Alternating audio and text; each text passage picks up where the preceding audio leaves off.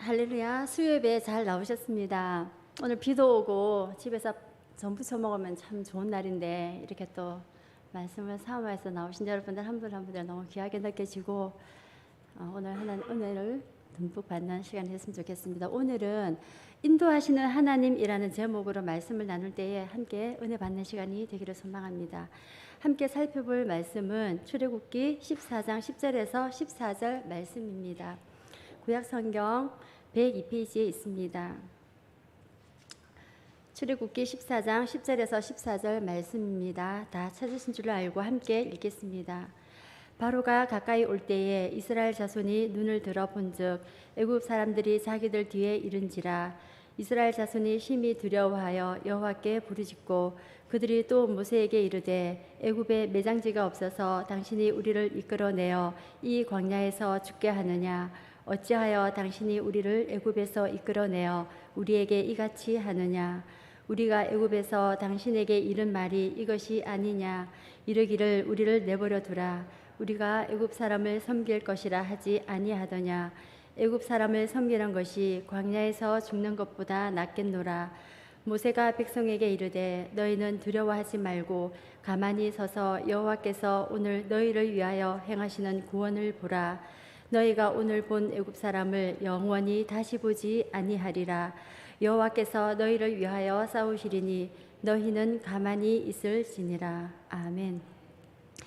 오늘은 출애굽기 본문으로 말씀을 나눠보려고 합니다. 출애굽기란 말 그대로 출애굽의 과정이 기록된 책입니다. 출애굽이라고 할 때의 이 말은 출애굽기 13장 18절에 이스라엘 자손이 애굽 땅에서 나올 때에 할 때에 이 나온다는 말이 탈출 또는 출발을 의미합니다. 이스라엘 백성이 애굽에서 430년 동안 노예 생활을 하다가 정말 놀라운 하나님의 은혜로 애굽에서 나왔다는 뜻입니다. 여러분, 출애굽기 하니까 출애굽의 모든 과정이 다 기록된 것처럼 생각하지만 사실 출애굽기라는 책은 이스라엘 백성이 이집트 곧 애굽의 변방 지역인 라암셋 지금의 다니스 혹은 칸티르라는 곳을 떠나서 시내산에 이르는 그 3개월의 여정만 기록되어 있는 책입니다. 그리고 그 이후에 출애굽의 여정은 민수기와 신명기에도 계속되고 있습니다. 출애굽기는 40장으로 구성되어 있는 책인데요. 크게 두 부분으로 구성되어 있습니다. 첫째는 1장에서 18장까지인데 역사편으로서 이곳에서는 출애굽한 이후에 시내 광야에 이르는 3개월의 여정이 기록되어 있고 19장부터 40장까지는 율법편으로서 시내산에 도착한 이후에 모세가 10계명을 받는 일과 또 성막제도와 각종 규례가 기록되어 있습니다. 그런데 여기서 흥미로운 사실은 창세기 다음에 나오는 출애굽기 제일 처음에 나오는 단어가 우리 성경에는 번역되어 있지 않고 나와 있지 않지만 그리고라는 단어입니다. 그리고 레위기 제일 처음에 나오는 단어도 그리고라는 단어입니다.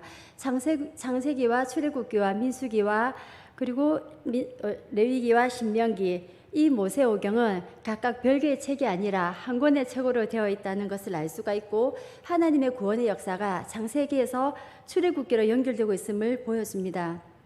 그런데 우리가 구약의 본문을 상고할 때에 아브라함이 어떠했는지, 이삭이 어떠했는지, 요셉이 어떠했는가는 중요하지가 않습니다. 이들을 통해서 일하신 하나님을 발견하는 것이 중요한 열쇠가 되는 것입니다. 구약의 어떤 사건이나 어떤 인물이나 어떤 제도는 오직 예수 그리스도를 보여주는 그림자일 뿐입니다. 창세기는 하나님의 창조와 섭리하시는 하나님을 보여준다면 출애굽기가 보여주는 하나님은 어떤 하나님일까요? 자, 우리가 이런 질문을 가지고 오늘 읽은 본문을 다시 한번 새겨보고자 합니다. 출애굽기 14장 10절 이하의 본문은 이 책의 일대 전환을 이루는 본문이라는 점에서 우리의 관심을 끌고 있는데요. 오늘 읽은 본문의 배경에 대해서는 이미 우리가 다 잘 알고 계시지만 다시 한번 정리해 보겠습니다. 구약 본문은요, 그 역사적인 기록이기 때문에 배경을 이해하는 것이 참 중요합니다. 야곱의 70인의 그 식구가 애굽으로 이주해서 라암셋에 거주했는데 이곳이 고센 땅이라고 불렸죠. 이제 많은 시간이 흘렀습니다. 그리고 야곱과 요셉과 그리고 그 시대 사람들이 이제 다 죽었어요. 그리고 그 후손들이 이곳에서 생육하고 번성해 갔습니다. 히브리인들은 이곳에서 430년이라는 시간을 지나는 동안에 처음에는 70명에 지나지 않았던 인구가 약 200만 명으로 불어났습니다. 여기 수학 잘하시는 분 계시죠? 금방 답이 나올 겁니다. 그분들은 몇 배로 불어났습니까? 약 3만 배로 증가된 셈입니다. 이 점에 대해서 출애굽기 1장 7절에서는 이스라엘 자손은 생육하고 불어나 번성하고 매우 강하여 온 땅에 가득하게 되었더라 그렇게 기록하고 있습니다. 인구가 폭발적으로 부흥하게 되자 히브리인들은 이제 본토인들에게 아주 위협적인 존재가 되어버렸습니다. 그래서 히브리인들의 인구를 제한하려는 인구 억제 정책을 쓰게 됩니다. 출애굽기 1장 8절에서 요셉을 알지 못하는 새 왕이 일어났다라고 기록하고 있는데 이 왕이 바로 왕이에요. 바로 왕이 돼서 바로 왕이 아니라 우리가 세계사 시간에 배운 책에서는 파라오라고 호칭하고 있습니다. 원래 바로라는 뜻은 궁전이라는 뜻입니다.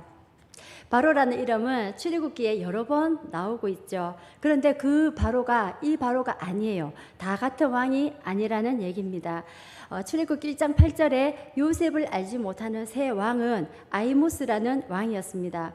그 이전에 힉소스 왕조는 셈 계통이었어요. 그래서 그들은 야곱의 식구들과 그 후손들한테 굉장히 선대했었어요. 그러나 아이모스로 시작되는 이 새 왕조는 애굽 본토인이었기 때문에 히브리인들에 대해서 강압 정책을 쓰게 됩니다. 출애굽기 1장 11절에 나오는 바로 왕은 이스라엘 백성들에게 아주 힘든 노역을 시켰는데요. 여기서 말하는 이 바로는 아이모스의 손자인 그 투투모스 1세였습니다. 따라서 8절과 11절 사이에는 역사적으로 긴 간격이 있었다라는 것을 우리가 알 수 있습니다. 모세가 출생했을 때가 바로 이 투투모스 1세에 취하였던 때였습니다. 그래서 모세를 키운 그 바로의 그 공주는 그 투투모스의 딸이었고 무남 동녀였어요. 이 왕은 이스라엘 백성들의 노동력을 이용해서 국고성인 비돔과 람셋을 건축하게 했습니다. 여러분 우리가 다 아는 것처럼 성벽은 어떻습니까? 고대 사회에 있어서 아주 중요한 건축이었죠. 그리고 상당한 노동력이 필요했습니다.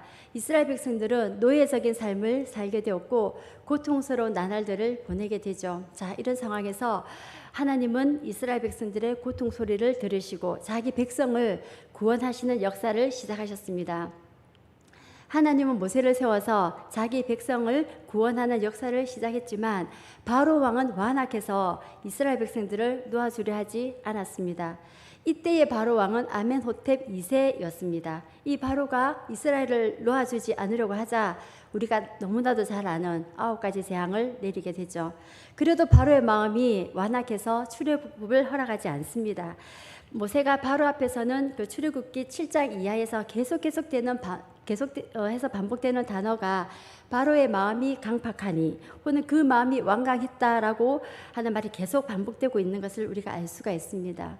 아멘호텝 2세는 18살에 왕이 되어서 약 26년간 그 왕위에 있었습니다. 그가 왕이 될 때가 기원전 1448년으로 보는데요. 출애굽할 때 그의 나이는 불과 20살에 지나지 않았습니다. 여러분 20살 한번 생각해 보세요. 어땠을까요?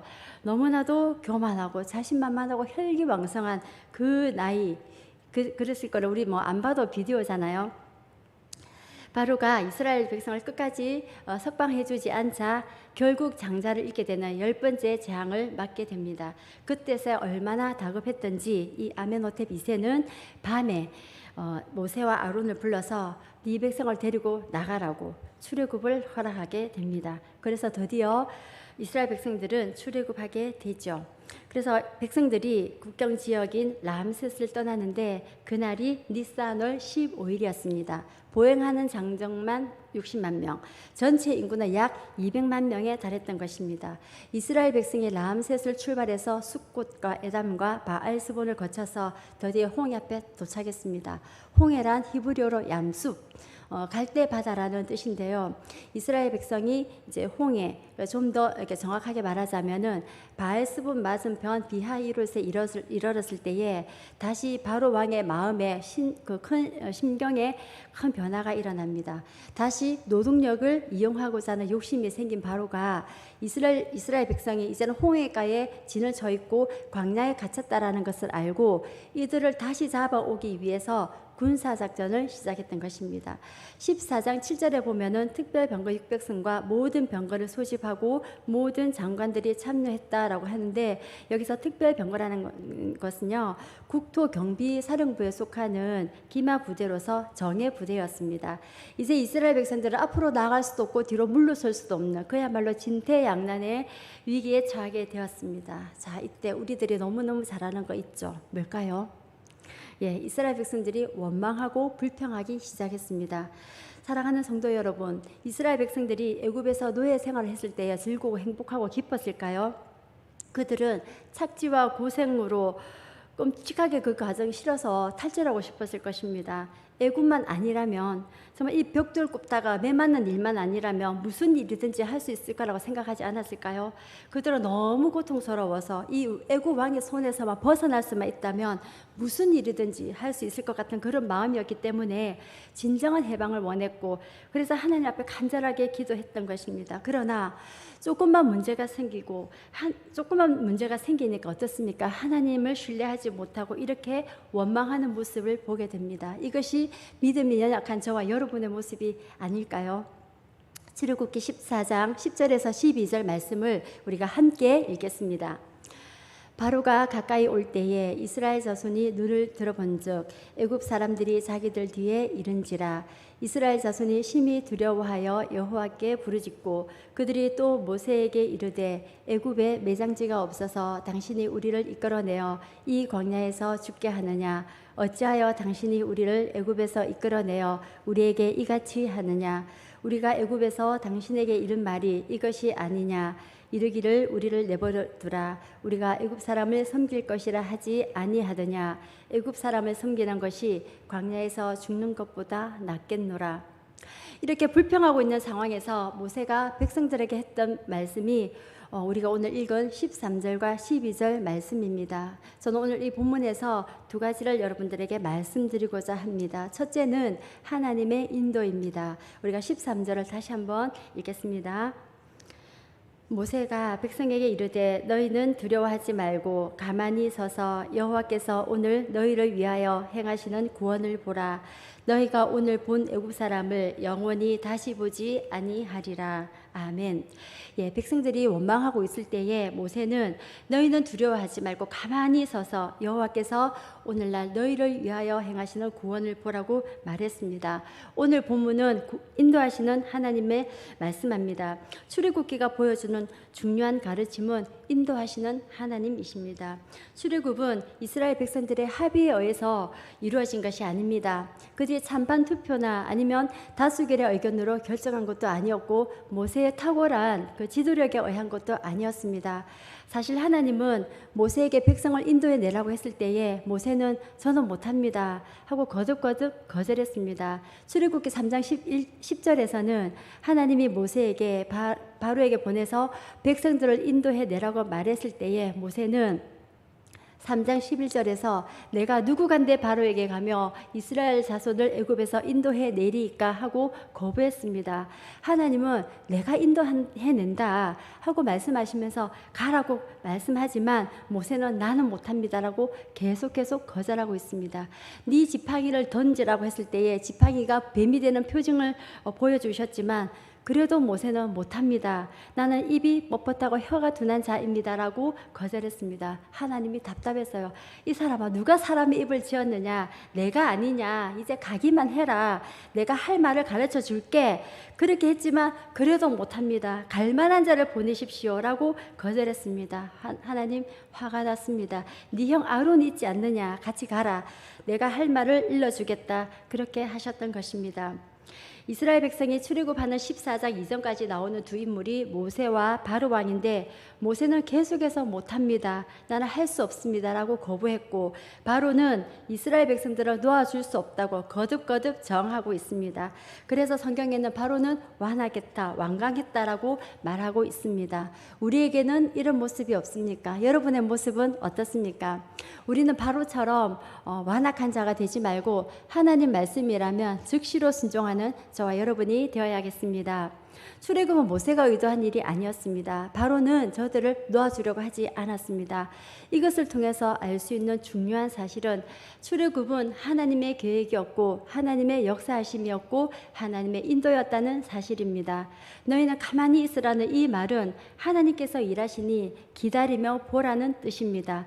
가만히 있으라는 이 말은 나 하나님이 너희를 인도하시겠다는 뜻입니다.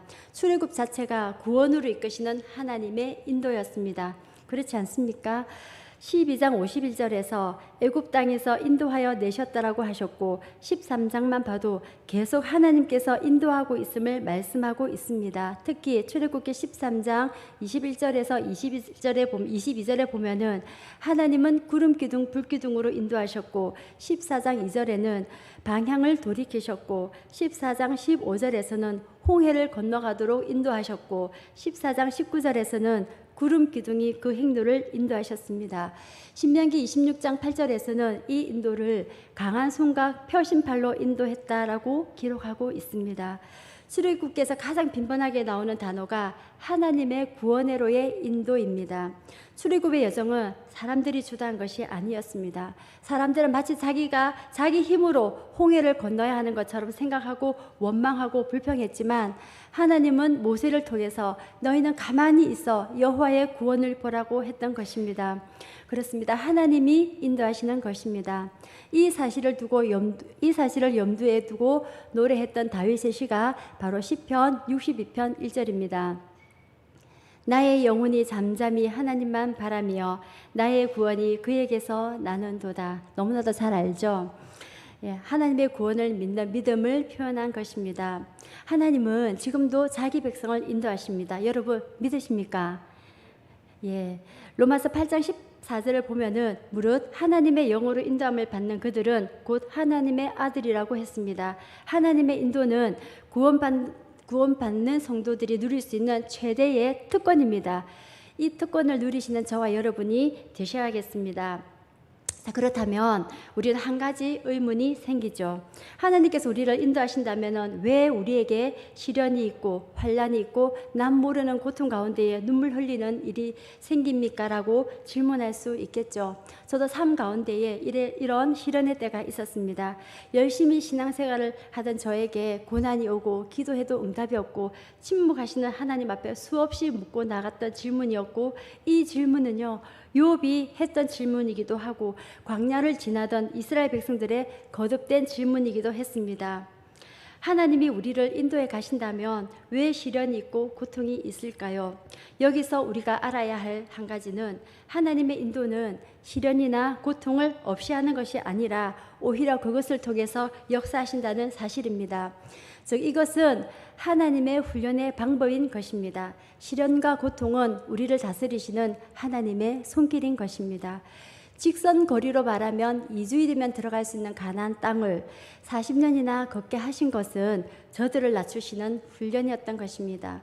우리에게도 이런 훈련이 필요하기 때문에 시련을 주시고 때로는 고통을 허락하시는 것입니다.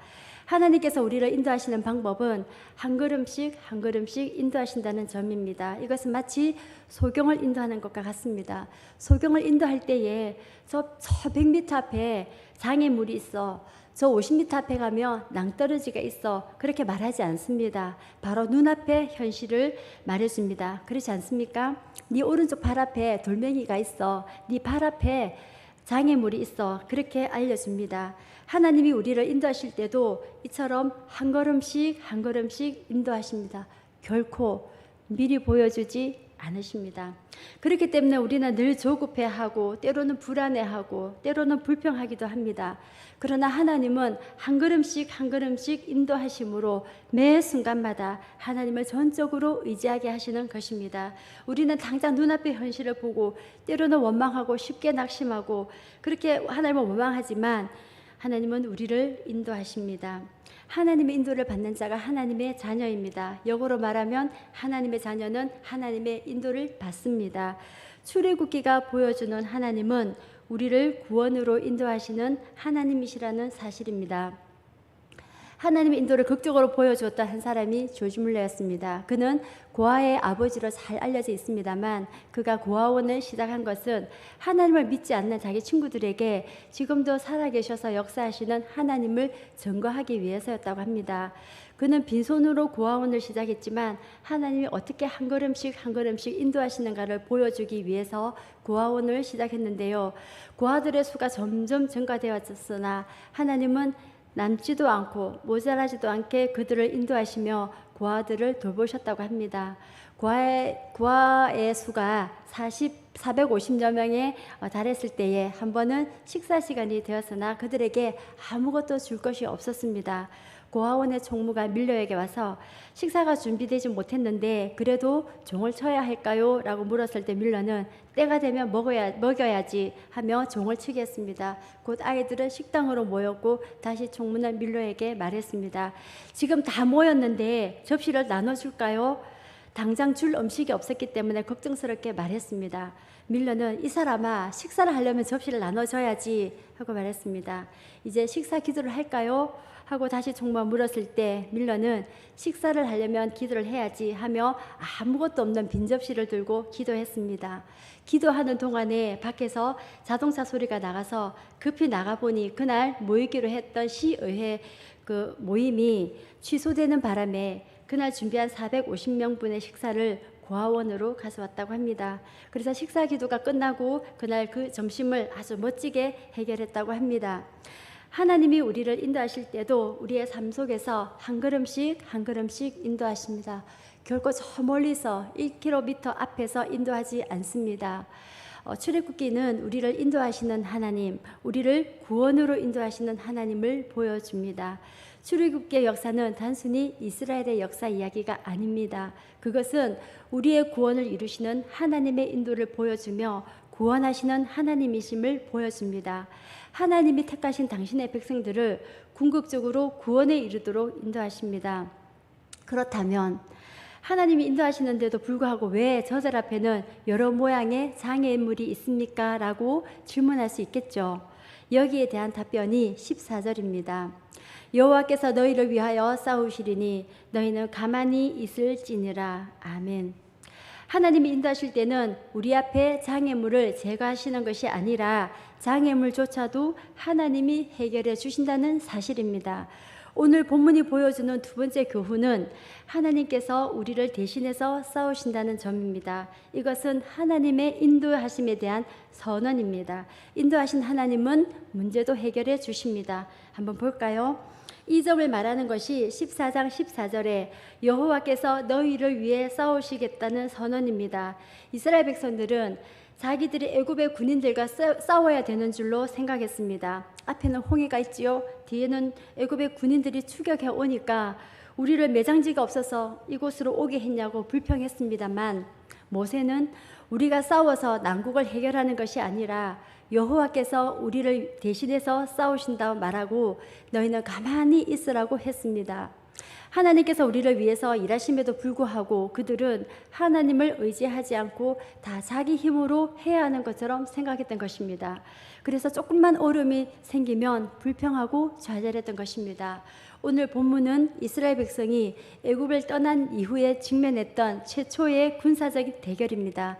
그리고 이후에 출애굽 과정과 가나안 정복 과정에서는 수많은 전쟁을 경험하게 되죠. 그런데 오늘 본문을 포함해서 성경에 기록된 많은 전쟁 사건을 통해서 보여주는 중요한 교훈은 전쟁에서의 승리는 군인의 많고 적음에 있는 것이 아니고 작전의 탁월성에 있는 것도 아니고 무기의 우수성에 있는 것도 아니라는 사실입니다. 전쟁에서의 승리는 하나님의 손에 달려 있습니다. 하나님께서 함께 하시면 전쟁에서 반드시 승리합니다. 왜요? 싸우시는 이는 하나님이시기 때문입니다. 이스라엘 백성들이 저들의 힘으로가 아니라 오직 하나님의 능력으로 홍해를 건넜습니다. 이 승리를 노래할 시가 출애굽기 15장입니다. 여호와는 용사이시니 그가 바로의 병거와 그 군대를 바다에 던지셨다. 여호와의 오른손이 원수를 부수셨다고 노래했습니다. 이스라엘 백성들은 훈련되지 않은 사막에 지친 나그네들이었습니다. 그들에게는 성벽이나 무기나 장비가 하나도 없었습니다. 그들에게는 자기를 지킬 만한 그 어떤 것도 없었습니다.